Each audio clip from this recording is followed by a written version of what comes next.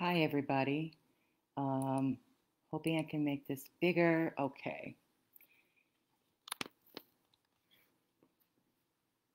So, Veronica Cole here. Wonder how everybody's doing today. Uh, Let me know you're here. Just post in the comment section. Just say that you're here so that I know it. This is the fourth day of the 5-day workshop. And I want to make sure that I remind people, hi Elise, that I remind people about the workbook if you didn't get it. I know I think there were 2 new people that came on yesterday, and your workbook was sent to you from Haley, and check your email, check your junk box if you don't see it there, okay? Hi, Melanie. So here is the workbook. This is what it looks like. And what I'm telling people is that through Friday, which obviously is tomorrow, if you post any of the homework that we discussed, because I'm going to bring it up today, we're going to be talking about grounding and circadian rhythm. And if you post any of those responses tonight under the homework, which is going to be listed right on the page, then if you do it every day for 5 days, and obviously if you haven't been attending for the 5 days, you can just go ahead and catch up and do that. For those that finish it, I'm going to be giving them a free gift card. So I think that's kind of fun. Okay, so let's see. All right. So as people are coming on, I'm just going to begin now because we're at the top of the hour. At least I think so. Yeah. Okay. So before we really get into today's topics about grounding and circadian rhythm, I thought it would be a good idea just to talk about a little bit about what's been going on, and not so much in the bigger perspective of the specifics about what's been happening, because we all know that there's COVID. We all know that we've had issues that have been been rioting, and there's also a lot of things going on about conspiracy right now. But I think that what's really important to keep in mind is that as we do to one person, we do to everybody, because we're all connected. And because we're all connected and we have that bigger energy, we can use that bigger energy for something greater, for something better, for something that's going to help heal. And part of what I'm doing is I'm trying to help people who may be suffering or who are on their journey for healing, and I'm helping them to discover what it is that they can do to help themselves, because some people also don't even realize that they're in a place that is bringing more pain than has to be. It's like, don't suffer over your suffering. And a lot of times, people are living in their conditioned selves. And I've been talking about that every day this week. And your conditioned self is your wounded child. And I also want to preface that your wounded child is a part of who you are. And we've got a lot of variables inside of us that differentiate different things. And some of those things just seem to take over bigger than others, and the wounded child is one of them. Because when we have that and it's not healed, then it wreaks havoc, because it constantly is sending out messages when you want to accomplish something or move ahead, or even stop your creativity, or preventing you from loving the way that you want to, the way that you think you want to. So all of this is really important to move ahead and to heal. So healing is not just about a one-time thing where you wake up one morning and you're totally a different realized individual.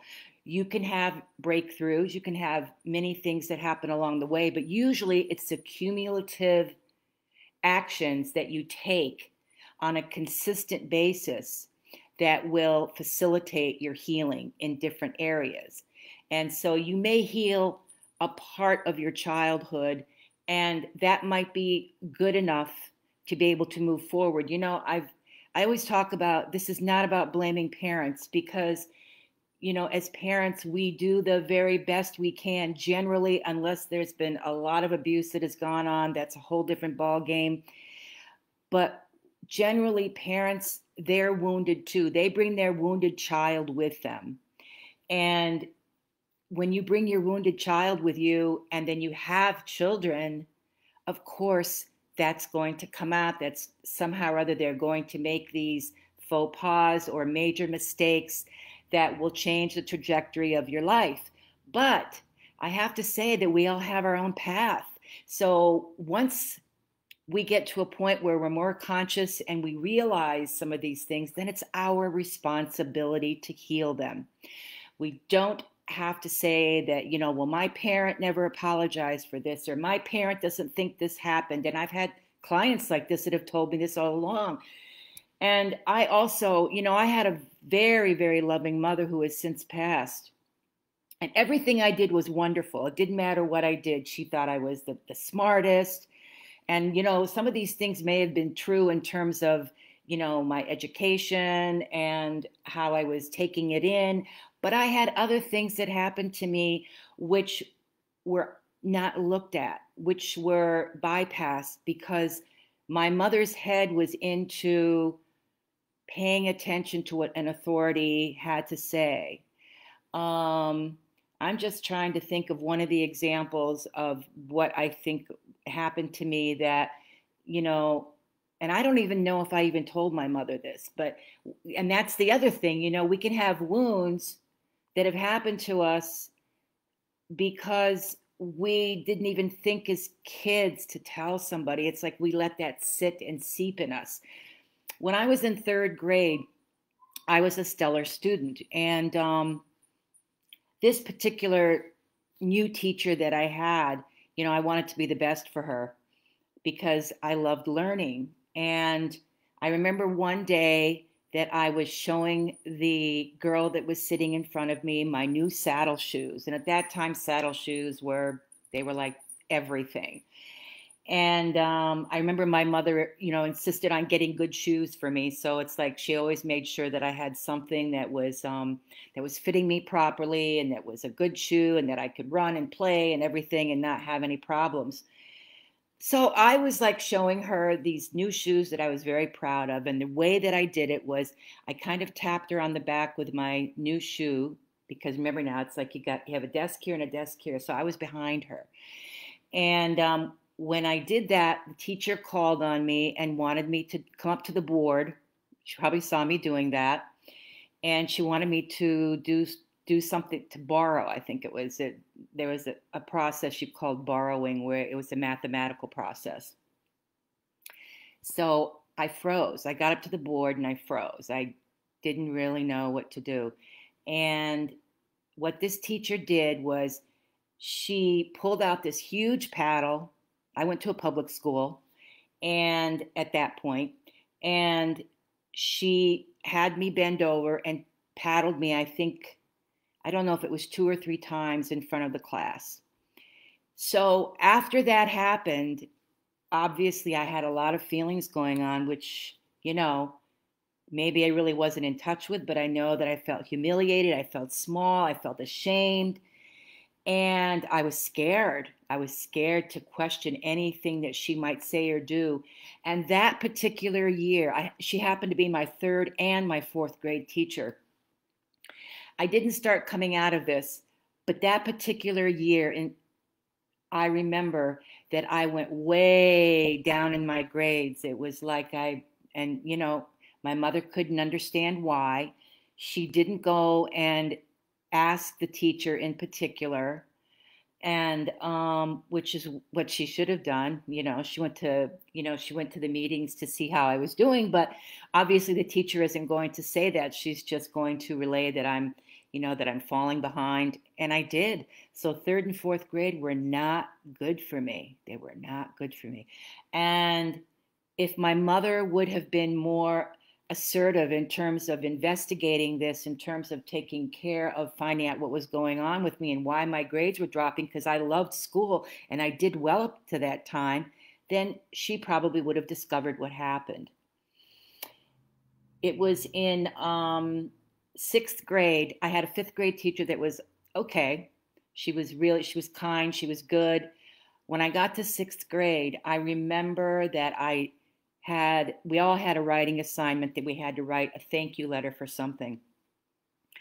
And this particular teacher chose my letter out of all of the like 30 some kids, and she praised it and said it was the best letter and that I had a really good writing ability. And she went on and on and on. Do you know that after that, everything soared? I mean, I had somebody that finally believed in me, somebody that was looking at my attributes, and somebody that brought out the best in me.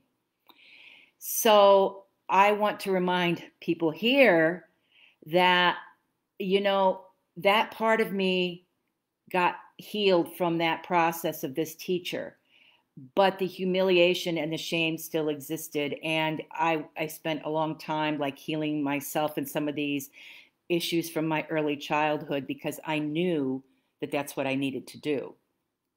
I didn't know everything that was going on, but in the process of going through a transformative experience, which is what a therapeutic and a group experience is, it's transformative.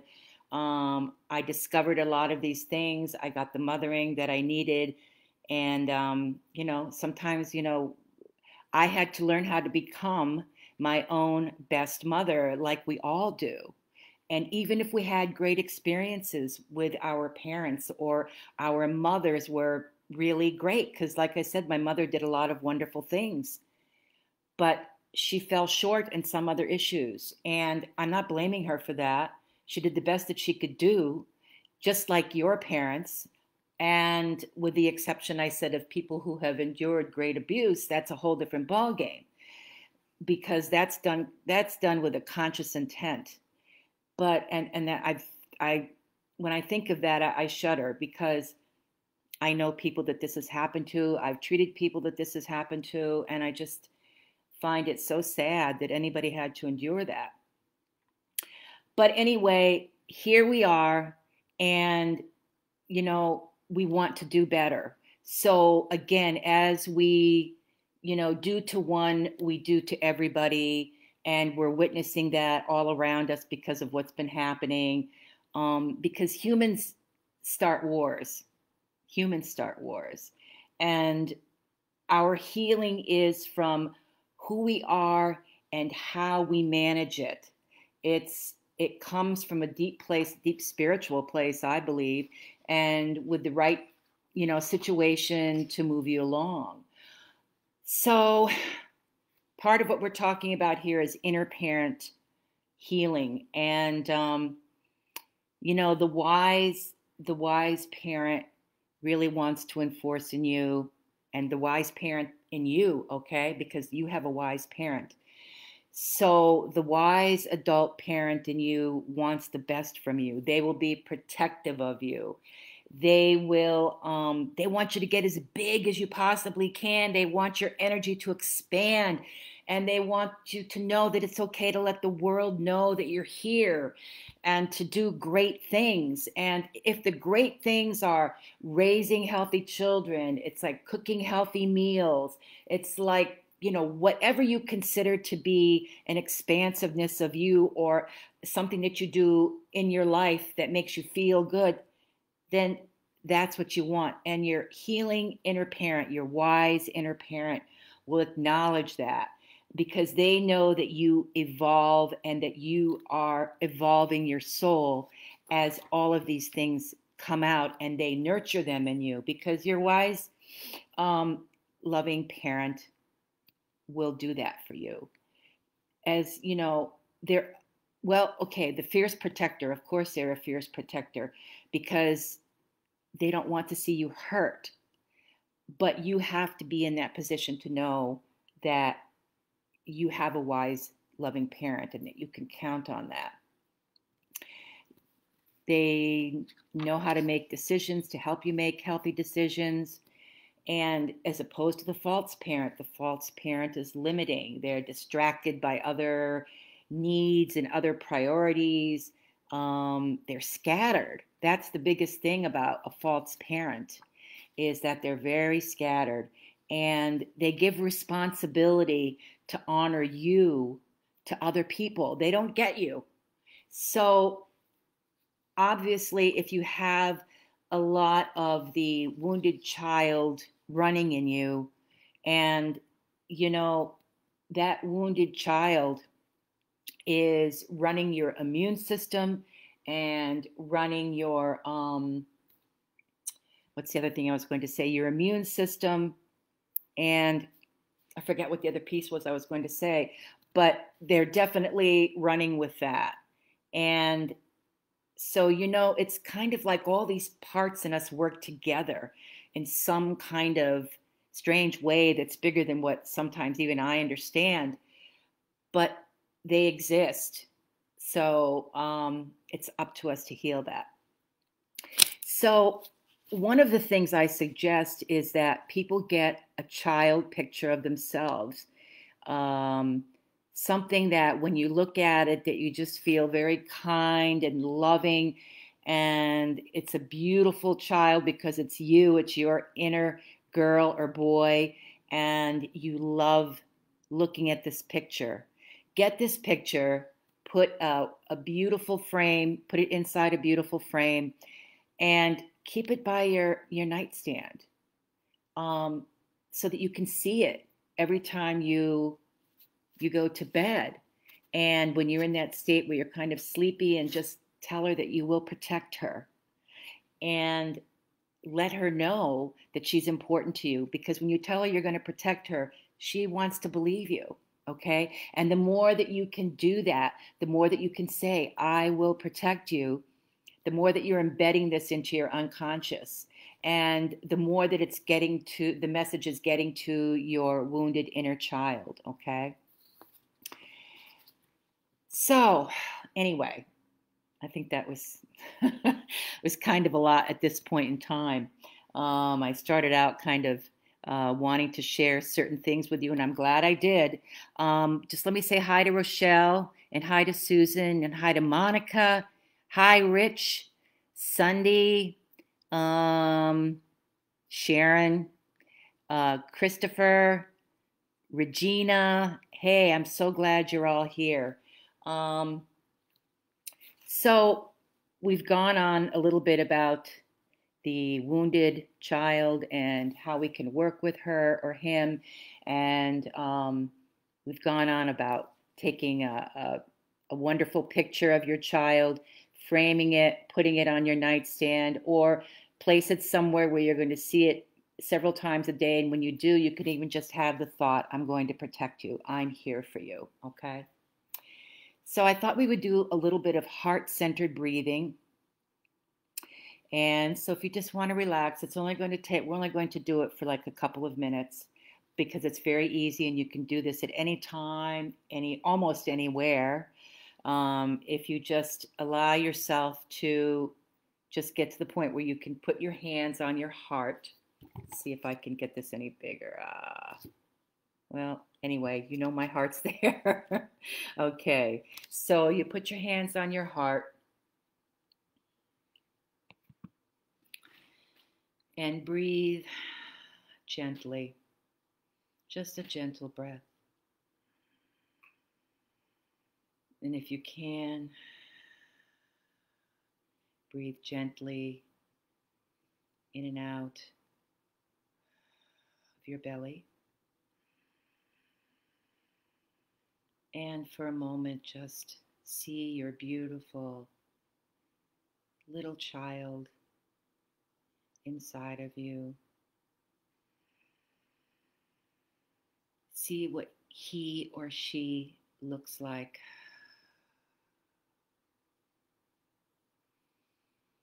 See her smiling.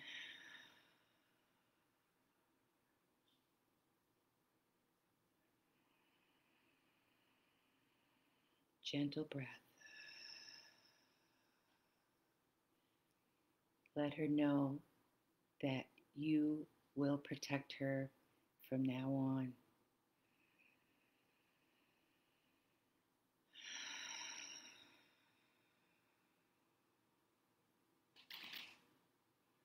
You love her. And allow her to feel that feeling of love for her or him.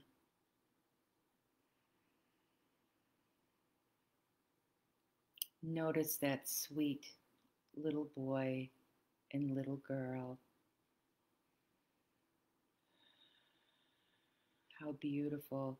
And they deserve a loving, beautiful, wise adult to protect them. You are that wise adult.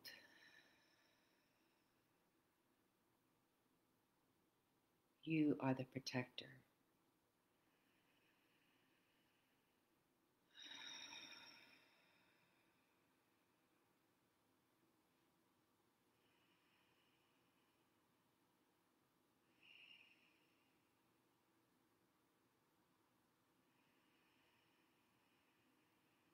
Gentle breath.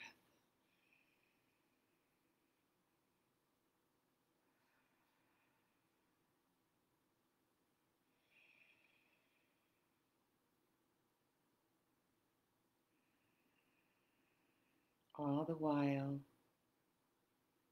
admiring him or her.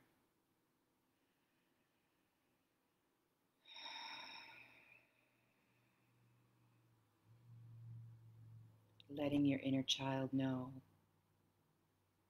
how important they are to you. And as the wise, loving adult, you are always in a mode of protection, taking care, allowing him or her to have fun.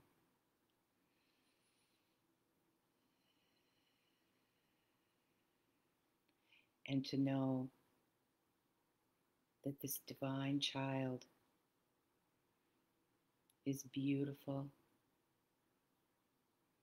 and wonderful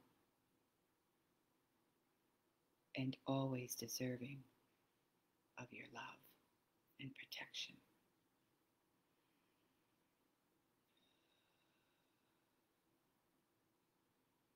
Okay, we're going to stop that for now. Just take a deep breath.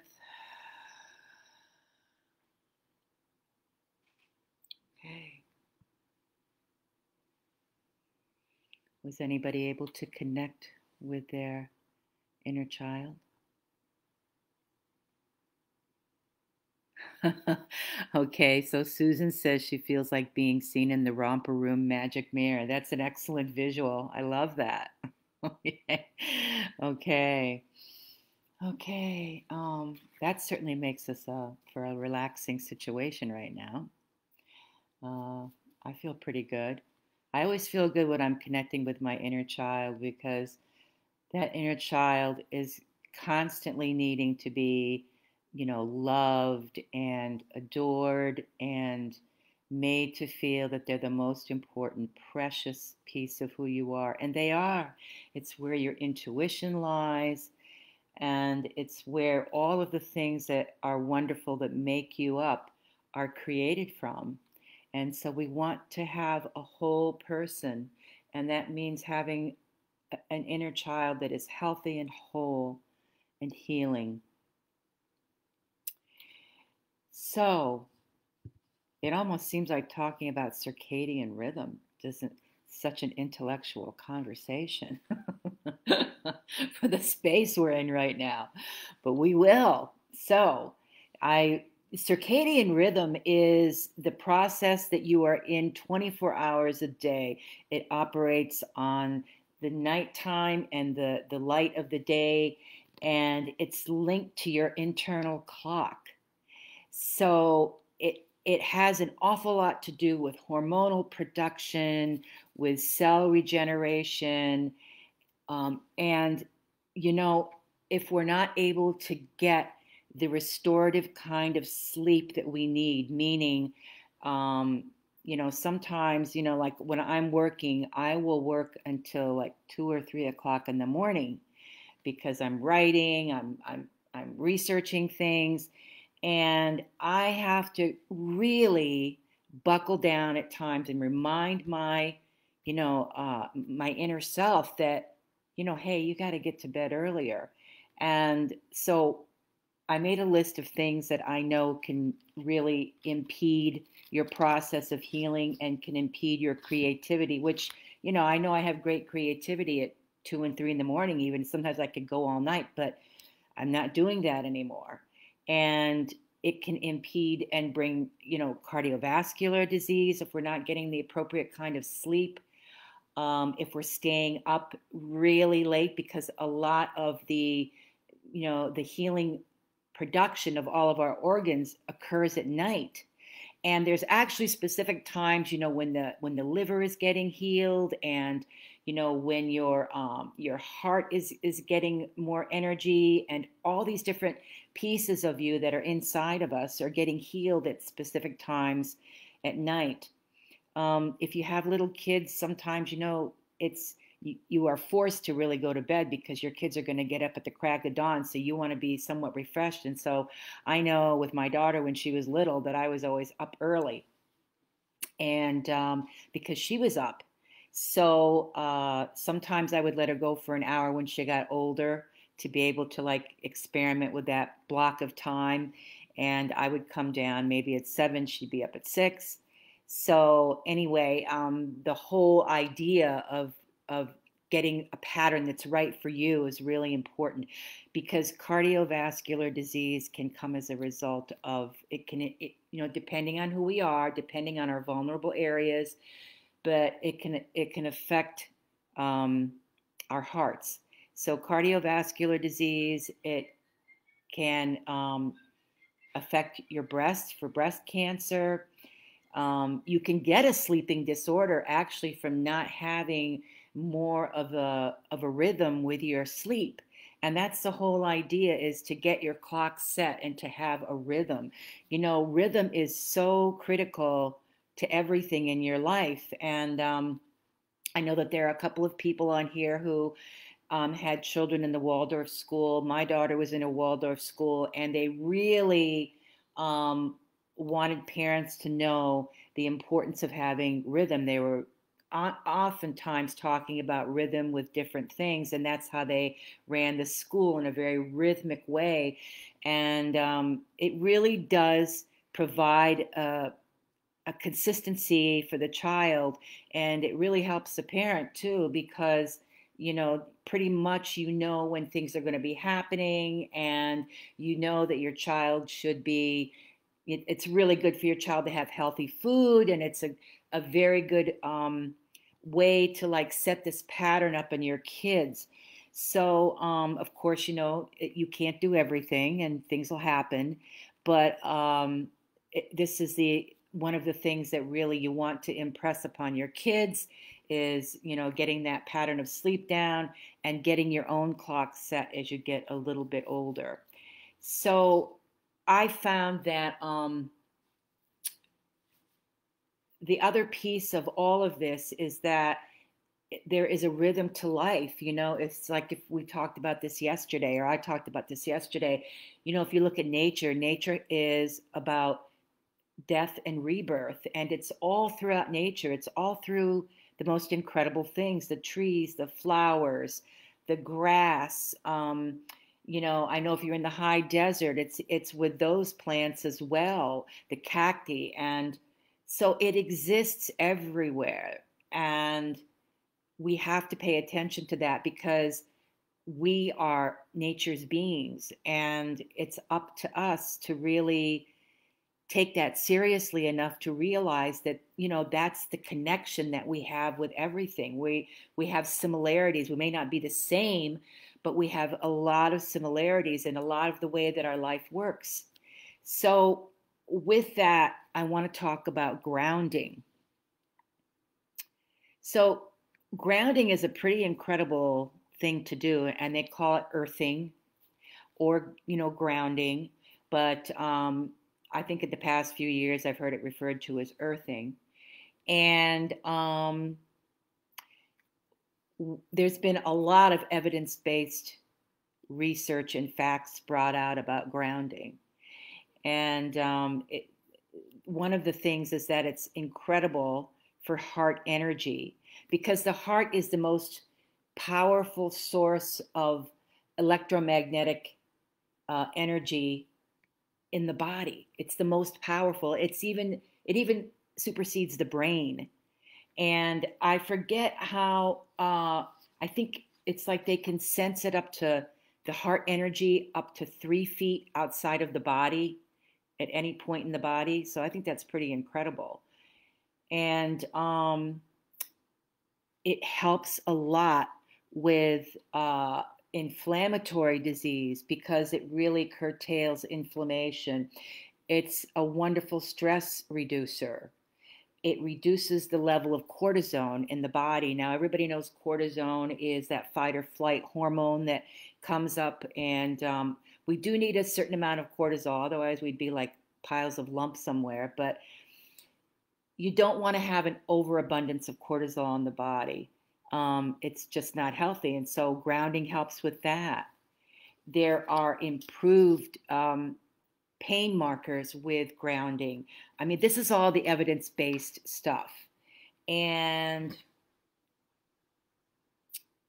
okay, I'm going to reverse this and just talk a little bit about how the planet, Earth is involved with all of this too, because the Earth is alive. And maybe we don't really think about that, but NASA recognizes atmospheric heart beating, and it's called the Schumann Resonance, and which is amazing if you think about it. Wow, that's considered the heartbeat.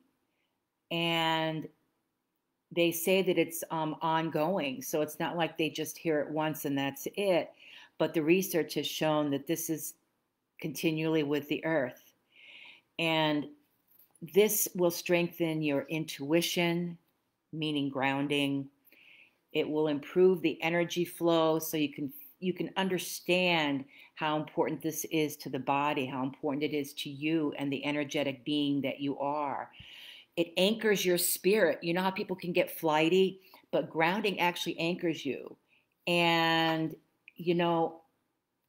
I'm going to talk a little bit about how to do the grounding, of course, but I wanted to bring up some of the facts that I think are important for everybody to understand, that this isn't just about walking outside and going barefoot and putting your feet on the ground and making sure that you walk on the ground. Although, you don't have to know this information, but it's good to know that there could be a process that might enhance the process of grounding or earthing.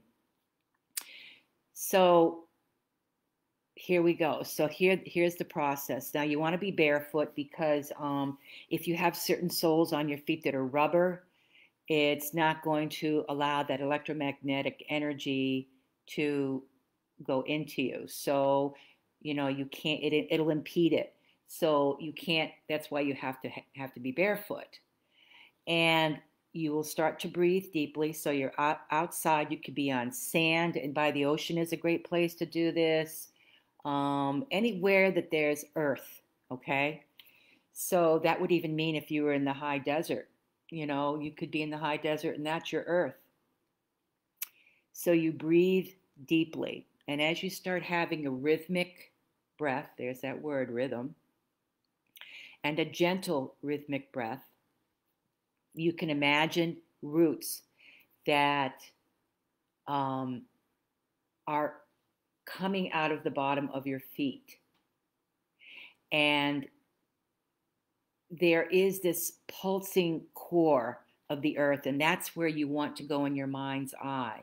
You imagine the roots reaching way deep into the earth, into this pulsing earth core, allowing the energy as it reaches you to come back up again, right?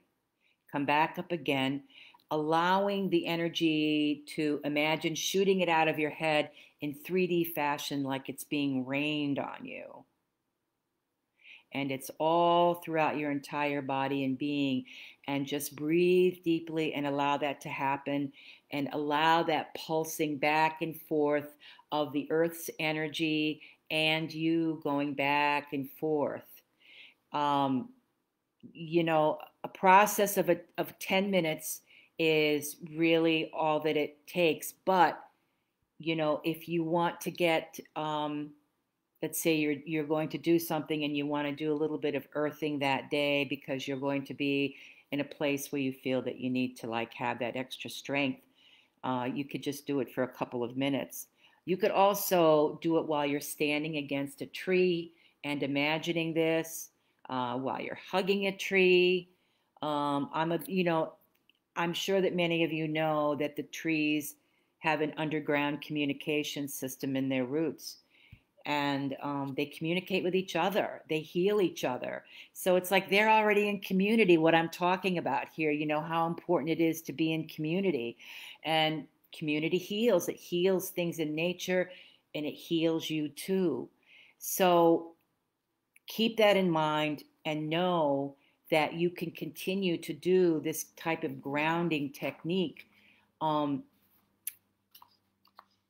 you have to be able to allow yourself the beauty of these exercises to go into you. And you have to allow yourself to know that I'm mentioning that they're evidence-based because I want people to understand that, I've talked about woo-woo, and some people say, oh, that's woo-woo, I'm not going to pay attention to that, or it's crazy. No, it's not crazy. It's evidence-based. All of these things that I have been mentioning to you are evidence-based. And, why wouldn't you want to incorporate some of these things into your life? Now, when we talk about the wounded inner child, that's a whole different thing because you do need some support around that. Friends are very, very important in terms of just being able to sometimes have a conversation with about some of this stuff. But sometimes you need a guide. Sometimes you need somebody to kind of help you with the process. And that's why I'm a big believer in groups, and I'm a big believer in the right group, because not everybody is able to go into a group and have this experience. And I work individually and I work in group. And the individual process is kind of like, it's having a conversation with me, and we are utilizing different parts of what may be going on with you. We're becoming aware of them, and we're understanding them. We're understanding our emotional needs. We're understanding our wounded child. We're understanding how things were interpreted or misinterpreted as you were growing up, and how did that affect your inner child. We have to learn all of these things about us, and sometimes it just takes being in that particular space to understand that and to truly get that. Once we uncover some of that, then the process, because you're in a healing state even when you're uncovering that, because you're going someplace, right? You're going deeper into you.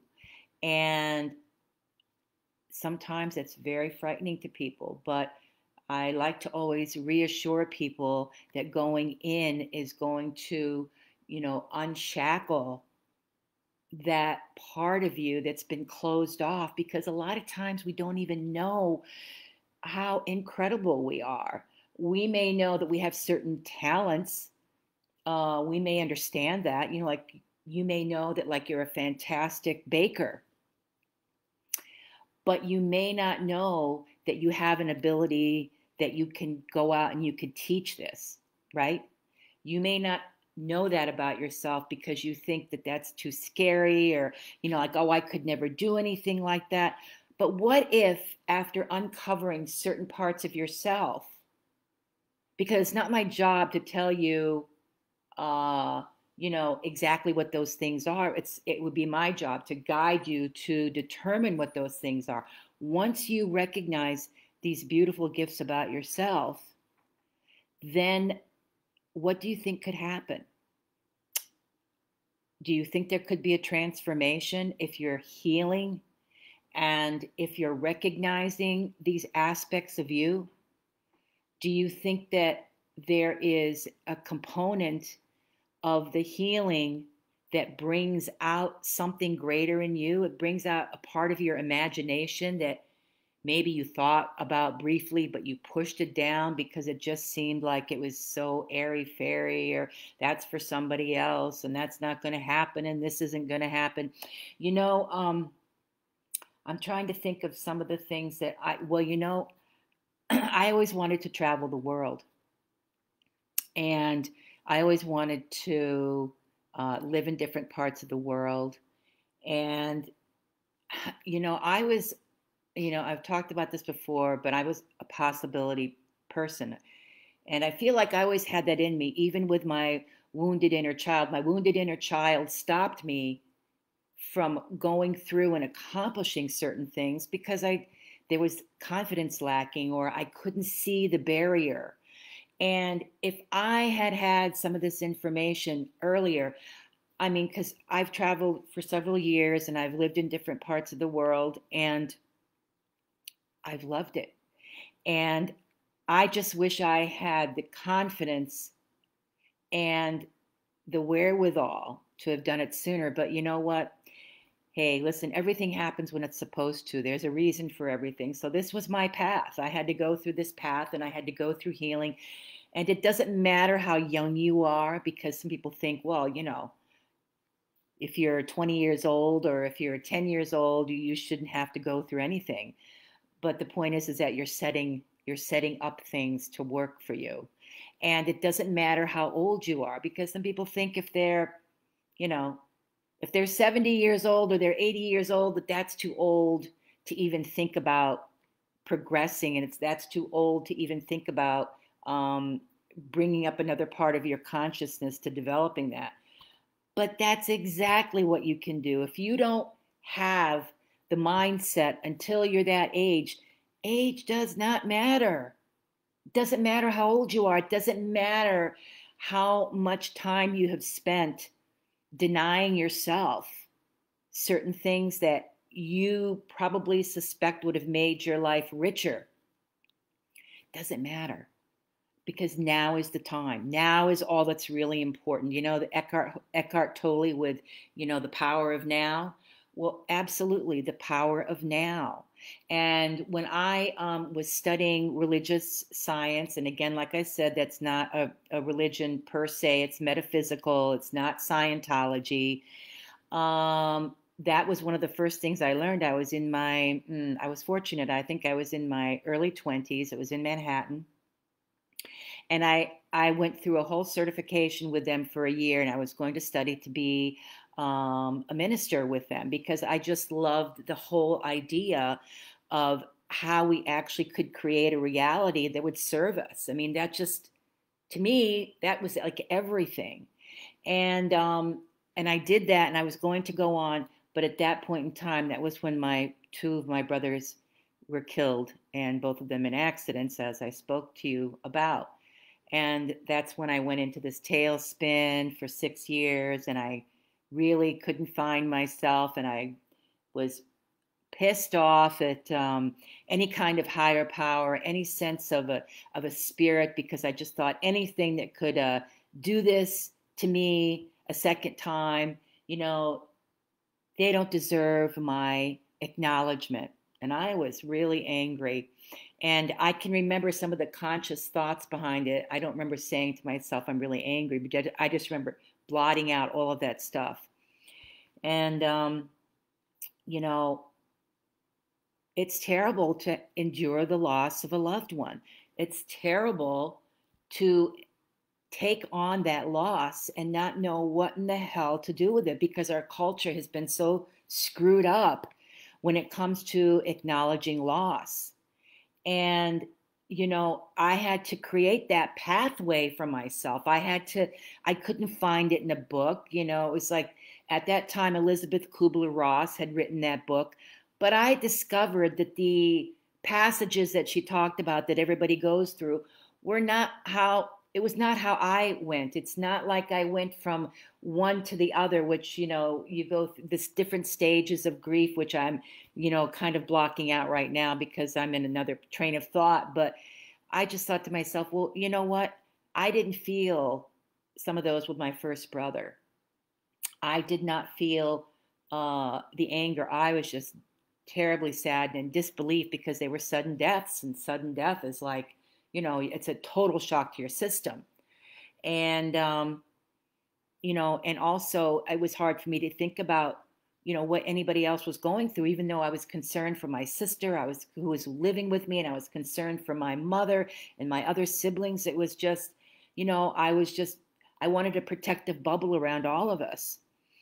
And so, all of this knowledge and all of this experience that I've gone through has taught me the importance of understanding loss and understanding how we recover from it, because I had to go through that path, and understanding that the only person that's truly going to heal me is me.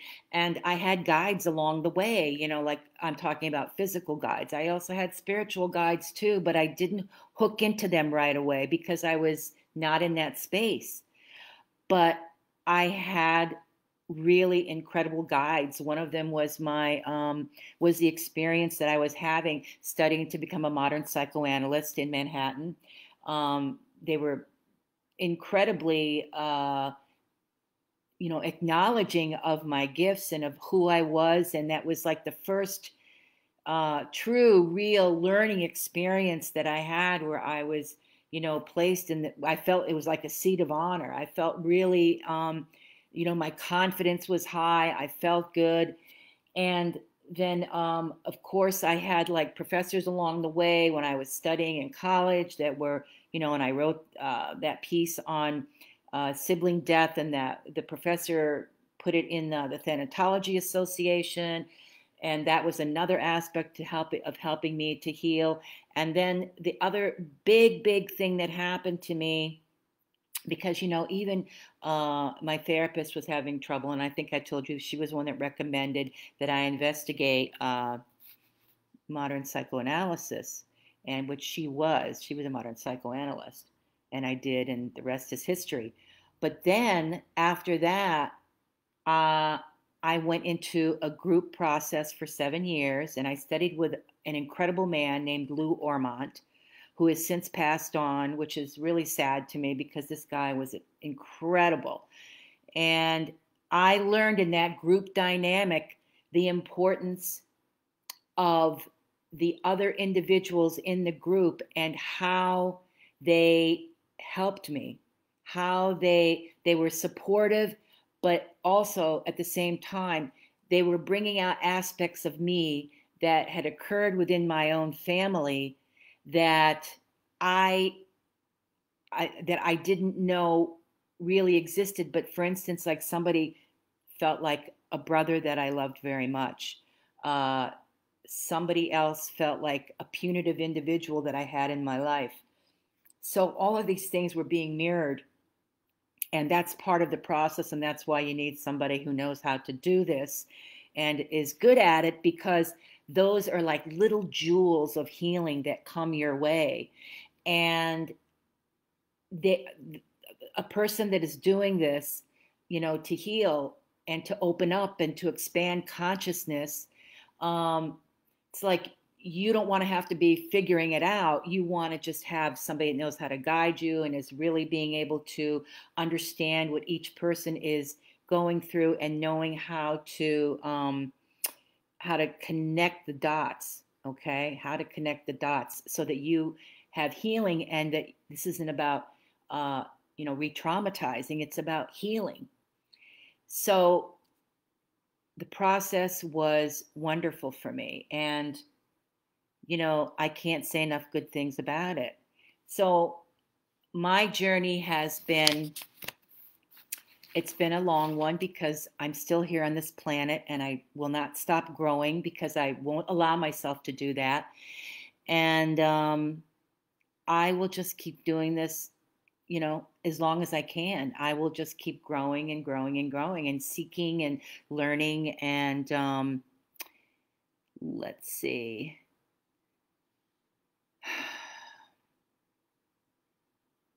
So somebody is saying that Kubler-Ross stages of grief were meant for those who were dying and facing their own impending deaths. Unfortunately, it has been incorrectly applied to all mourners. So these stages aren't meant for the bereaved. Thus, you won't experience all of them. And yeah, thus you won't experience all these stages as Veronica experienced. And so thank you, Chelsea. Chelsea is somebody who has written a book on called The Sudden Loss, and she's going to be somebody that I'm going to be interviewing on Saturday at 3 o'clock right here so that everybody can see it. But yes, that's very true. So all I can say is that, you know, even knowledge is expanded and it changes over time, because when we transform, we learn different things. We learn different things about ourselves. We learn different things about the world. And all of that expands. And there are very important processes to recognize about expansion, because when we know better, we do better. When we learn more, you know, we can accomplish more, and we can bring that to ourselves, and we can spread that learning and that knowledge to other people. Okay. So I am not sure if somebody has some kind of a question about this in particular, but if you do, all I would recommend is that you just you could DM me if you prefer, or you could post it down below. There's going to be something in the comments section. You could definitely post that down below. We're coming close to the top of the hour. We have just barely 10 minutes left. So I just wanted to talk a little bit about the fact that I do have a program, and it is Sacred Alchemy After Loss, but it's a 3-month program. And if you're interested in learning more about it, there is going to be a post here at the end of this talk, so you could check it out there, and you could investigate it and see what you want to do with that, or if you're interested in it. Because this is my life's work. My life's work is all about, as I've said, developing consciousness and healing. And it's kind of hard to develop consciousness without healing, right? It's like we have to go through things in order to get to a place where we can grow and we can expand. And I'm always talking about expansion. I'm always talking about possibilities, because remember, we're all possibility thinkers if we allow ourselves to be. I always see the glass as, half full. And when I hear somebody saying that it's half empty, I mean, that's the way they're living their lives, as though everything is half empty. I just know that that person needs to have some healing. And because having a positive mindset, that can come with healing, but it can also be something that you can work your way into. A lot of these techniques, what I recommend is that, for instance, with your wounded inner child, just observe your conditioned self. Observe your conditioned self that is trying to stop you from accomplishing something, or trying to stop you from being bigger in the way that you want to be with your life. It may be that you have a business, or you want to have a business, and it could be that you just have another career that you're thinking about, but you just don't go there. And fear will stop us, and that's what the conditioned self is excellent at doing.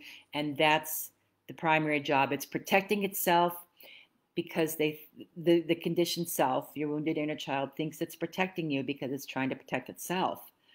But like I said yesterday, what you do is you give it some kind words and say, I know that you think that this is not good for me, but as the wise, loving adult, I know what I need to do, and I'm going to protect you.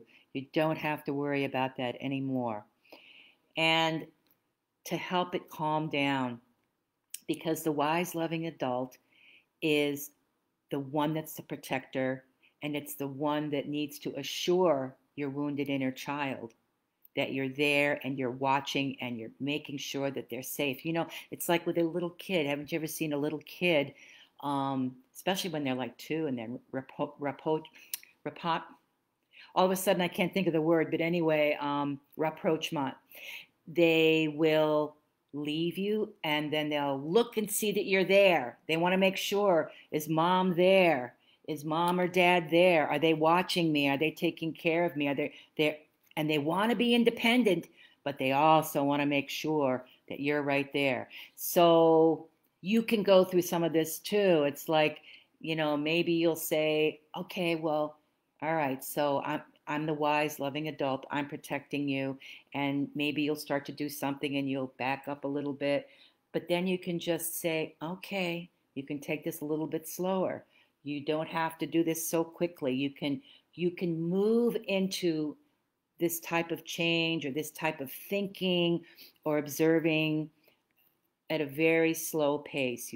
There's nothing about this where you have to rip off the Band-Aid and say, oh, look at this wounded child. You know, it's like, now I've got to go very fast. You don't have to go fast for anything. We did a lot of things fast here in the past 4 days because this is a process in the workshop to give you information, ideas, and to know, hi, Sunday, I see Sunday there, to know how, and Rich, to know how to get some support for yourself and to bring in slowly some change into your life. Because remember, people want things to be different. They don't want to change. So remember that the next time you go to change something or you think you want to change and you're like really resistant to it, that's the wounded inner child. That's your inner child saying, I'm not doing that. That's not safe for me. But you're going to make it different. You're going to bring in that wise, loving adult, and you're going to make it a little bit different. Okay? So we're right about at the top of the hour now. It's been great having you people here today. I've really appreciated it. Tomorrow we're going to be, okay, the questions were today were on rituals to ground and what circadian rhythm was. And tomorrow it's what are ways that energy can support your nervous system? Well, grounding supports your nervous system, by the way. It does. And we all want to have a good nervous system. Oh, did I tell you that? I don't think I did. Yeah, that's the other thing that your wounded inner child is running away with is your nervous system. So that will bring on anxiety. It will bring on a certain degree of depression. It'll cause confusion. And, you know, we want to make sure that we have a good nervous system because that wounded inner child really can just run away with it. It can run away with that in your immune system and wreak all kinds of havoc. So you want to support those two things in yourself. You want to heal and you want to be able to be a positive influence in this world and for other people. And I know I have a couple of nurses on here that are doing some incredible work. I appreciate you. I appreciate all of you because I know that all of you in your own way are seekers of doing good in this world. And to me, that makes my heart sing truly. Because if we can expand consciousness, if we can help others to heal, if we can help ourselves to heal, then we're helping others to heal. Because the better that we are, the better the world is, okay? So again, that's my mission, is expanding consciousness and healing. And I hope you have enjoyed today. So I think we're going to stop for now. And let's see if I have anything else. If there's anything else that I needed to address here. Nope, I think we're okay. All right. All right, so I will see you tomorrow for the final 5 days. And remember, if you're interested in joining, I have the 4 days of interviews that I'm doing. And the first one is with Chelsea Hansen, who's written this fabulous book. And I have it right here. It's The Sudden Loss Survival Guide. And she's terrific. And so is the book. So I think you would really appreciate that. The other days, I'm going to be having a yogi that I met in India that I've maintained contact with, and another one that is a fantastic artist, and she makes transformational personal jewelry for people that she utilizes crystals and gems, and she made one for me, which I'm going to show when I do interview her. Um, we're having some great interviews, so just keep that in mind. We're going to go for now. Thanks for being here. All righty, bye bye.